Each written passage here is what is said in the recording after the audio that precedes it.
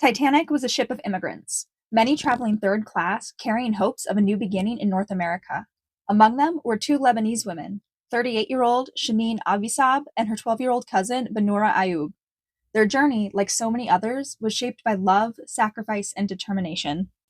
Shaneen was born in March 1874 in the village of Toum, Lebanon, the youngest of seven children. At 15, she married a farmer named George Joseph Wahhabi, taking the name Shaneen George Wahhabi as per tradition. But when speaking English, she went by Jenny. She and George had five children, but as Lebanon's economy worsened, Shaneen saw few prospects for her and her family.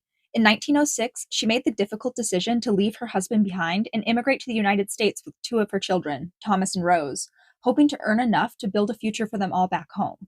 They settled in Youngstown, Ohio, joining a growing Lebanese community. But not long after she arrived, her husband died in Lebanon, and her plans for the future changed. One by one, she worked to bring her children to America, determined to reunite her family. But by 1910, her son Thomas had fallen seriously ill.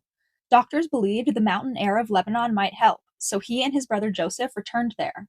When Shaneen learned Thomas was not improving, she immediately left to go see him, leaving her daughters, Rose and Mary, in the care of the Christ Mission in Youngstown. Tragically, Thomas passed away just 10 days before she arrived. Shaneen worked for nearly 2 years to afford the trip back to America. In 1912, she prepared to return, this time traveling with four male cousins and a young extended family member, 12-year-old Benura Ayoub, who was also immigrating to Ohio. Together, they boarded Titanic at Cherbourg as third-class passengers. When Titanic struck the iceberg late on April 14th, Shaneen and Benura were jolted awake. Told at first that there was no danger, they soon found water flooding their cabin. Amid the chaos, they were separated from their group and rushed to the boat deck, climbing into one of the last lifeboats in just their nightgowns. After the disaster, Benura settled in Columbus, Ohio. Shaneen returned to Youngstown and resumed work as a laundress. The trauma left its mark, and it was said her hair, once jet black, turned completely white within a year. But life continued. She later moved to Sharon, Pennsylvania, where she and her children opened a small grocery store. Her story didn't end with tragedy.